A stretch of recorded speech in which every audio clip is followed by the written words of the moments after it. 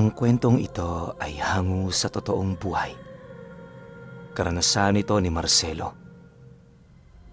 Taong 1960, Bigbiga, Tarlac.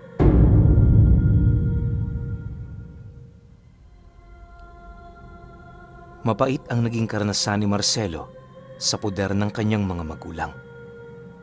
Mula pagkabata, palagi na siyang ginugulpe ng kanyang ama sa tuwing natatalo yon sa sugal.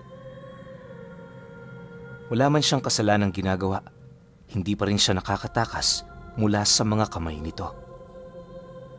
Bilang panganay kasing anak, siya ang palaging kinaiinitan ng kanyang ama dahil naniniwala yon wala nang iba sa kanilang pamilya ang nagdadala ng kamalasan kung hindi siya. Mahirap man yung tanggapin para sa panig ni Marcelo, pero wala siyang magagawa. Sa ayaw at sa gusto niya, kailangan niyang manatili alang-alang sa kanyang mga kapatid. Yung kanyang ama kasi noon, kilalang mamboboso sa lugar nila. Sa katunayan, ilang beses na yung nagulpe, buhat sa mga masasama nitong gawain. Tumigil lang yun sa kanyang bisyo noong mga panahong meron ng nagtangka sa buhay nito. Gayunpaman, hindi pa rin kumbinsido si Marcelo na tumigil na nga ang taong yon sa masama nitong gawain.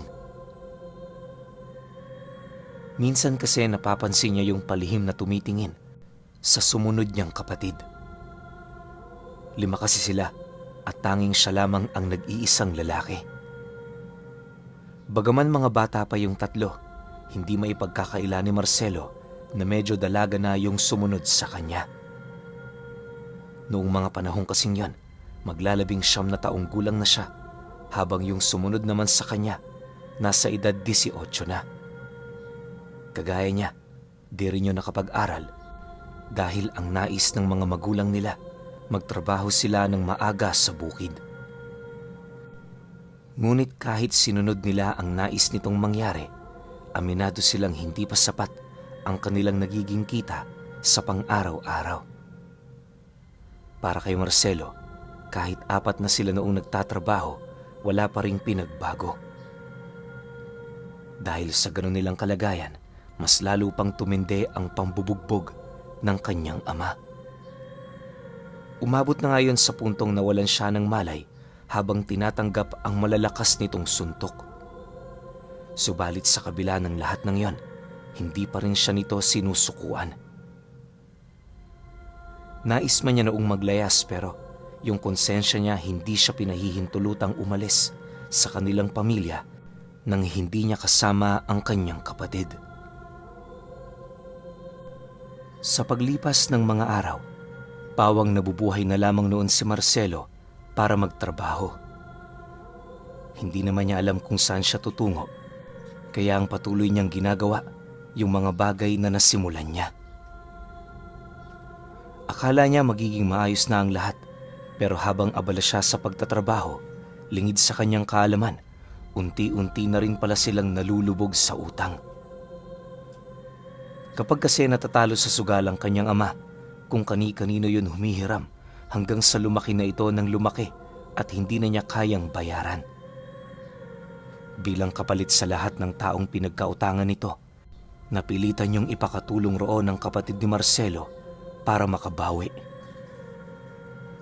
Dahil sa pangyayaring yon, pilit naman siya doong tumutol, subalit bugbog lang ang kanyang inabot. Ayon sa tatay niya, kung gusto niyang mabawi ang kapatid niya, kinakailangan niyang magtrabaho para mabayaran ang lahat ng utang nito.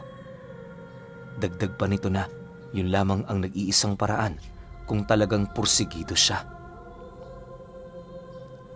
Matapos naman yung mapag-alaman ni Marcelo, mas lalo niya pa ring sinipagan ang kanyang trabaho. Tuwing umaga nagsasaka siya sa lugar nila at kapag hapon naman, pumapanhik siya sa karatig baryo upang makita ang kanyang kapatid at tumulong doon kung kani-kanino. Sa loob ng 9 na buwan, ganon at ganon ang kanyang ginawa hanggang sa malaman na lamang niya, nagbigti na pala yung kapatid niya. Biktima yon ng pang-aabuso at maaaring hindi na nito nakayanan ang depresyon at kahihiyan nitong nararamdaman.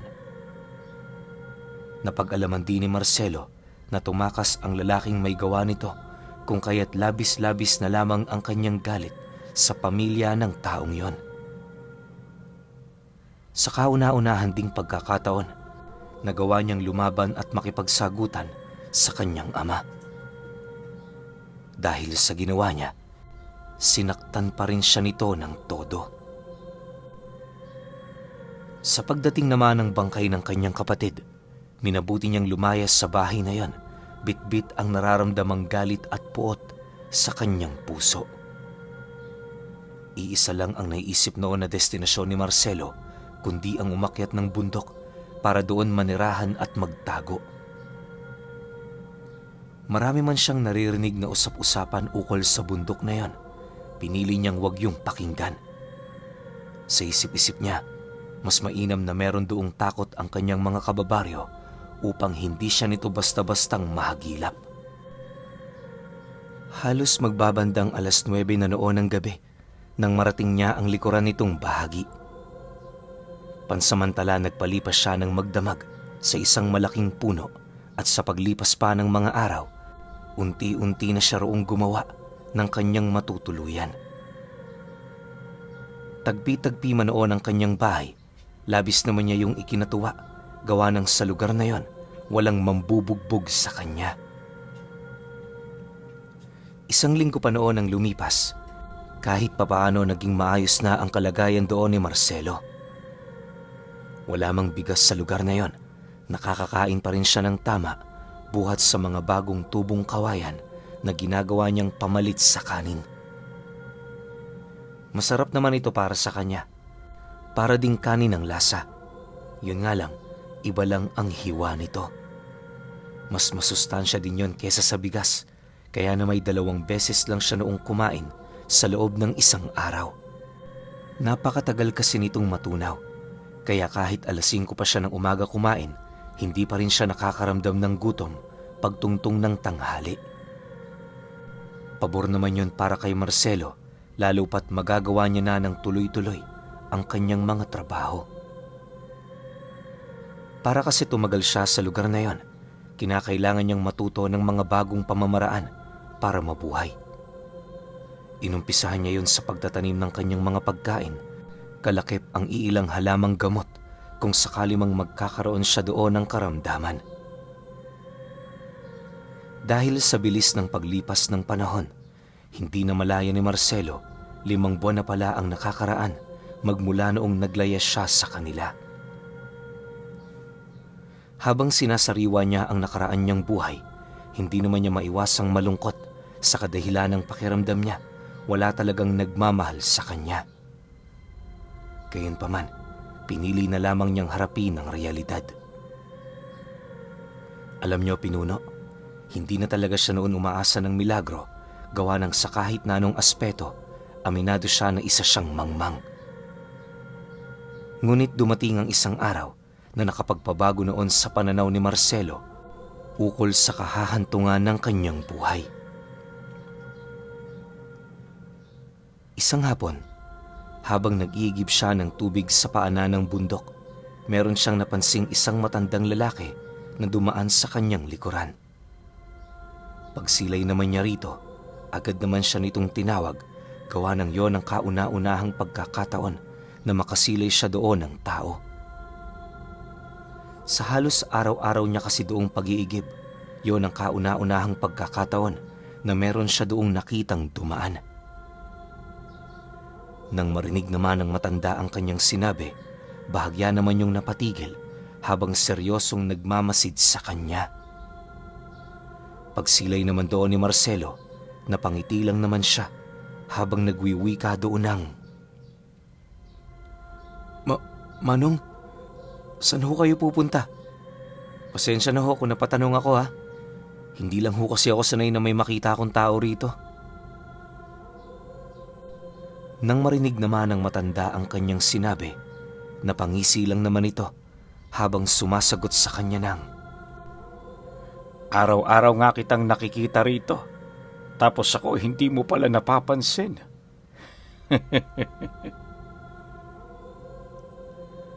Matapos naman itong makapagwika, agad naman itong inilahad sa kanya na matagal na nitong alam ang paninirahan niya sa lugar na yon. Ayon pa sa matanda, hindi naman niya yun pinagbabawalan na tumira sa lupang kanilang pag-aari, lalo pat wala naman yung ginagawang masama. Dagdag pa nito na humahanga siya kay Marcelo dahil sa murang edad nito na kaya na nitong manindigan gamit ang kanyang sariling paa. Para sa matanda, isa yung bukod tanging pag-uugali ng tao na dapat lamang nahangaan. Sa pagpapatuloy naman ng kanilang pag-uusap, hindi na siya nagdalawang isip na ilahad doon ang lahat ng bagay na naranasan niya. Habang ikinukwento niya ito, hindi naman niya mapigilang lumuha buhat sa matinding sakit na kanyang nararamdaman. Makalipas pa ang ilang minuto nilang pag-uusap, dala ng awa naman ito sa kanya, inabisuhan siya nitong bumisita sa bahay nito kapag may oras siya.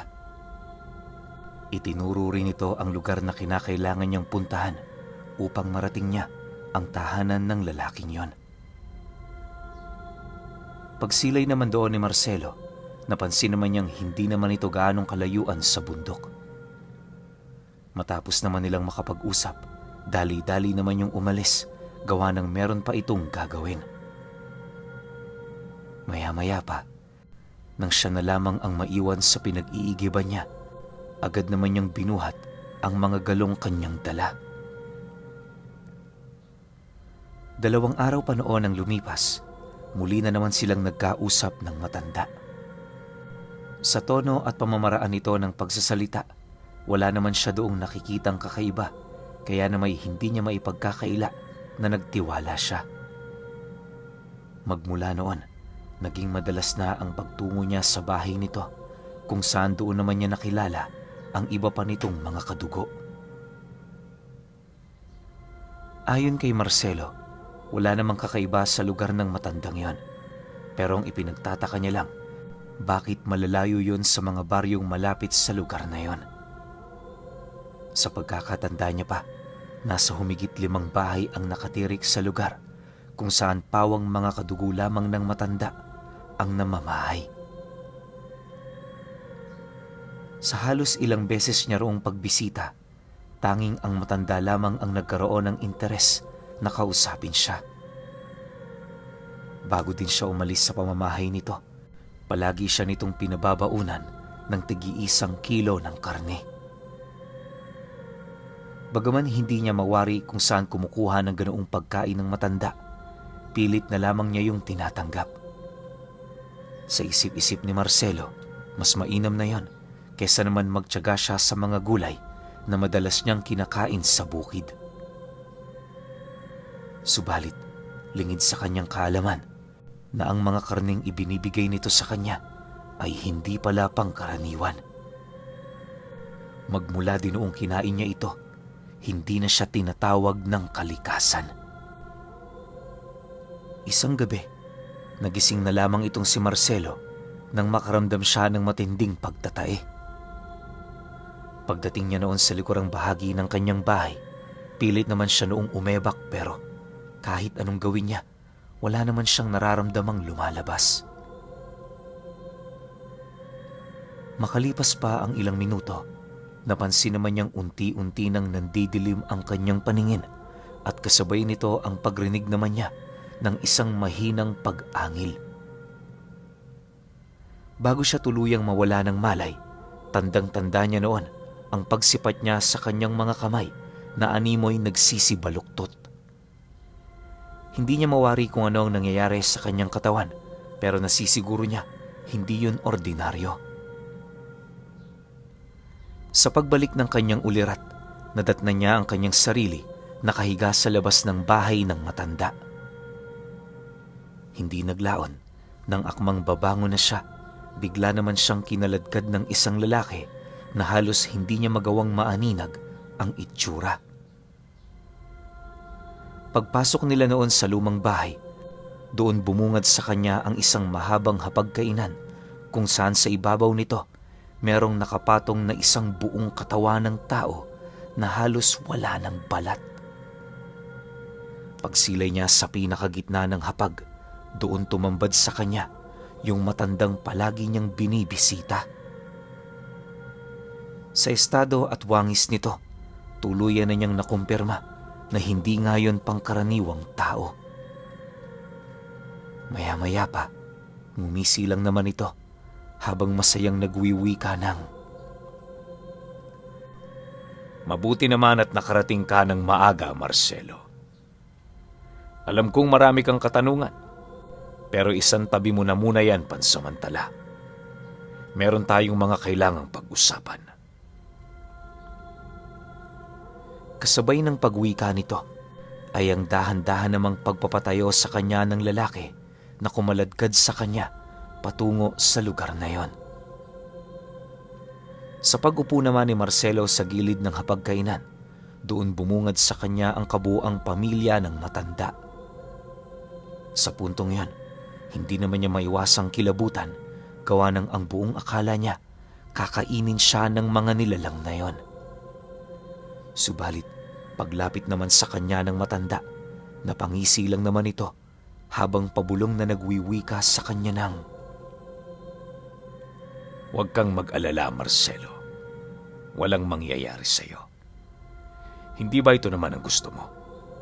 Hayaan mong bigyan kita ng kapangyarihan para makapaghiganti.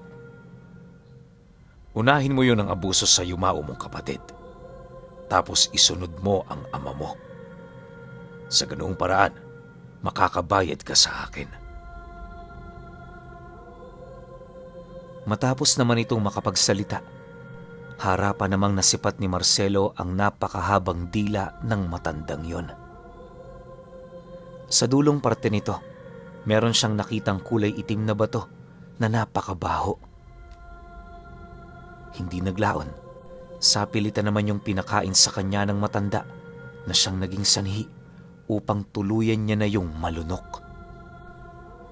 Nang mapagtanto naman ito na nakain na niya ang bagay na yon, doon pa lamang siya nito dahan-dahang nilubayan. Bago sila makalayo, sinenyasan siya ng matanda ukol sa susunod na mangyayari sa kanila. Ayon dito, na para makapaghiganti siya, kinakailangan niya munang mamatay. Nang maunawaan naman ni Marcelo ang sinabi ng matandang yon, halos hindi naman niya mawari ang kaba na kanyang nararamdaman. Sa isang kisap mata, napahawak na lamang siya sa kanyang dibdib matapos niyang maramdaman ang paninikip ng kanyang baga. Sinubukan niya pa noong labanan nito pero tila bang ang sistema niya na mismo ang unti-unting sumusuko. Sa pagdilim ng kanyang paningin, agad namang nawala ang kanyang ulirat. Habang hindi pa noon nakakabalik ang kanyang wisyo sa kanyang katawan, pakiramdam ni Marcelo parang ilang siglo nang nagpagala-gala ang kanyang kaluluwa sa mundong ibabaw. Isang linggo pa ang lumipas, kagaya ng inilahad ng matanda, bumalik sa kanyang katawang lupa ang kanyang wisyo. Pero sa pagkakataong yon, napakapayat na ng kanyang katawan dahil sa kawalan ng nutrisyon. Hindi na rin siya noon gaanong nakakagalaw, gawa ng naninibago siya sa kanyang pagbabalik. Lumipas ang araw na yon, unti-unti nang nakakabawi itong si Marcelo dahil sa bertud ng aswang na nanananahan sa kanyang sistema. Pakiramdam niya noon, kahit napakapayat niya, kayang-kaya niyang gumawa ng mga bagay na hindi niya kayang gawin noong ordinaryong tao pa lamang siya. Sa pagdating ng araw na pinakahinihintay ng matanda, palihim na ngang bumaba si Marcelo patungong baryo. Dahil sa pag-iba ng kanyang itsura, ni isa sa mga dati niyang kakilala, halos hindi siya mamukhaan. Naging pabor naman yun sa kanya, sa kadahilan ng dahil dito, nagawa niya ng malinis ang kanyang trabaho. Makalipas lamang ang ilang minutong paglalakad, nasipat na nga niya ang dati nilang bahay. Hindi naglaon, bahagya naman siyang natigilan sa kanyang paglalakad nang bumungad sa kanya yung ama niya na kasalukuyang pinapalo yung bunso nila. Sa estado rin ng mga ito, kitang-kita ni Marcelo na hirap na yon sa buhay. Maya-maya pa, nang hindi na niya maatim ang kanyang mga nakikita, nagmamadali naman siyang lumapit doon at kasabay nito ang walang pagdadalawang isip niyang paghablot sa hawak-hawak na pamalo ng kanyang ama. Dahil sa kanyang ginawa, bigla naman yung napasilay sa kanya, galit na nagwiwika ng, "Huwag ka nga ritong makialam! Sino ka ba?" Nang marinig naman ni Marcelo ang sinabi nito, buong puwersa naman niya yung sinapak na siyang naging sanhi upang bumagsak yon sa lupa. Dahil sa kanyang ginawa, nagpumilit naman yung tumayo hanggang sa magpang-abot na silang dalawa.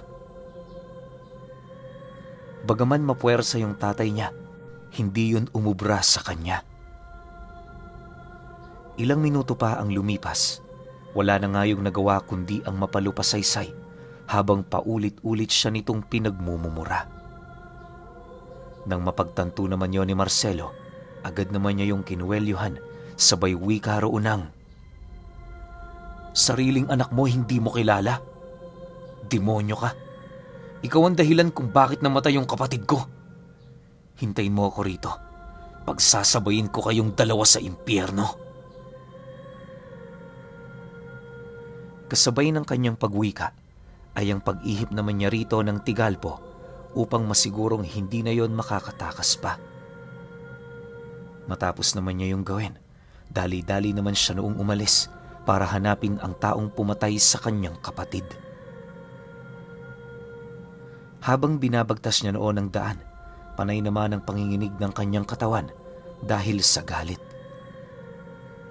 Maya-maya pa, bigla naman niyang naramdaman ang pagbigat ng kanyang katawan na siyang naging sanhi upang sumikip ang kanyang dibdib. Sa bawat hakbang niya noong ginagawa, ramdam na ramdam niya ang matinding pagod na halos buong buhay niya hindi niya pa nararanasan. Sa pagpapatuloy ng ganoong pangyayari, napasigaw na lamang ng malakas itong si Marcelo. Pagsilay niya sa kanyang balikat, kitang-kita niyang umusli ang buto nito hanggang sa tuluyan ng kumabig ang kanyang kamay patungo sa kanyang likod. Pagkahiga niya noon sa lupa, pilit namang umunat ang kanyang braso kahit nakabaliktad na ito. Sinabayan din niyo ng kanyang mga paa na parabang yon ang pinakamagandang paraan ng paglalakad para sa kanya. Pagdilim naman ng kanyang paningin, mabilis naman siyang gumapang sa mga puno hanggang sa marating na niya ang Karatig Baryo. Sa kanyang pagmamasid, wala naman siyang ibang nasaksihan sa lugar maliban sa mga lasinggerong nagsisiinuman sa labas ng mga tindahang nakabukas pa. Hindi naman niya yun gaanong pinansin dahil ang pangunahing pakay niya lang ay yung lalaking pumatay sa kanyang kapatid. Ilang minuto pa noon ang lumipas, gamit ang napakatalas niyang pang-amoy, nagawa na nga niyang matunton ang bahay na tinitirhan nito.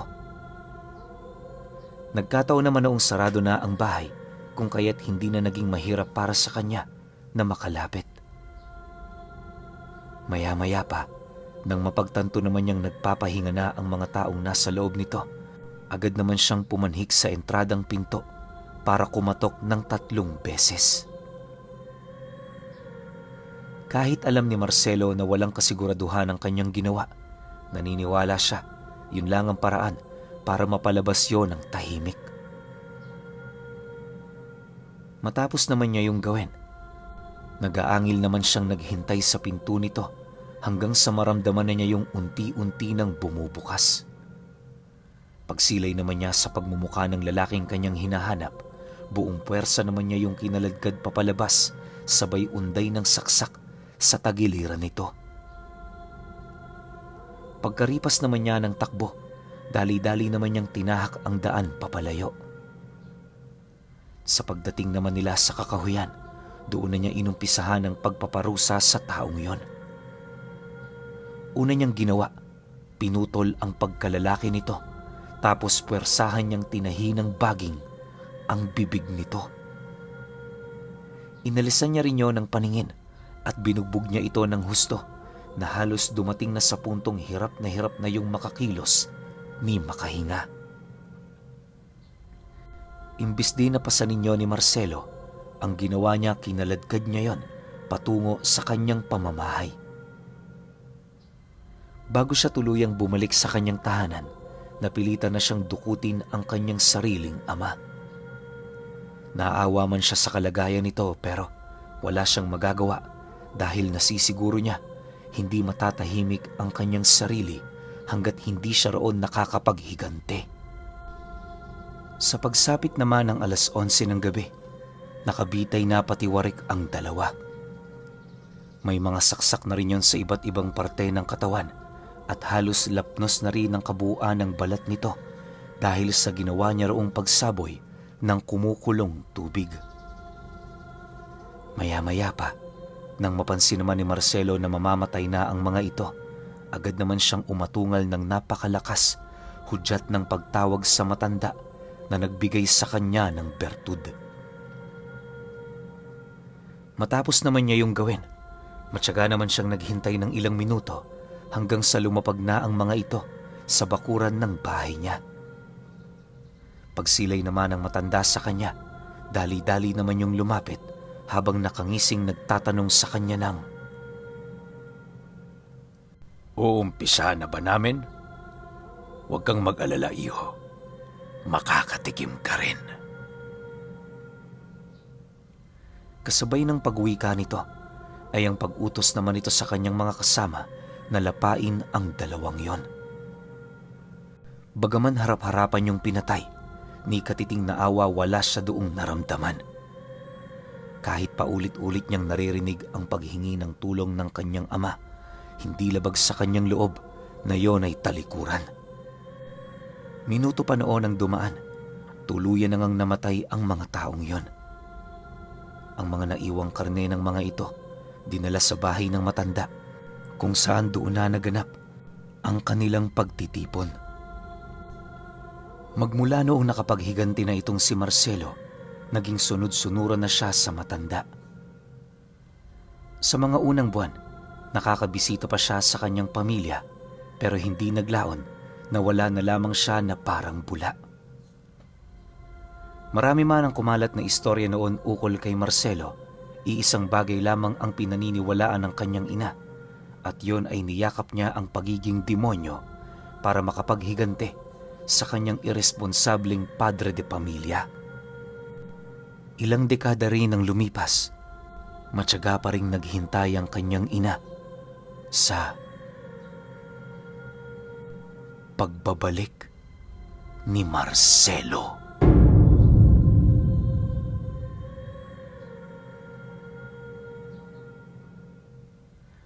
Okay, opinyon ko sa kwento. Sobrang bigat tsaka sobrang lungkot ng sitwasyon ni Marcelo. Kasi sino ba namang matutuwang anak na nakikita mo kung ano yung ginagawa ng tatay mo? Hindi lang sa'yo, pati sa mga kapatid mo. Ang masakit pa nito baka minumolestya ng sarili niyang tatay yung anak niya. 'Di ba? Yung kapatid ni Marcelo, sobrang bigat sa pakiramdam nun. Kasi yun nga lang pinapalo kayo ng walang dahilan.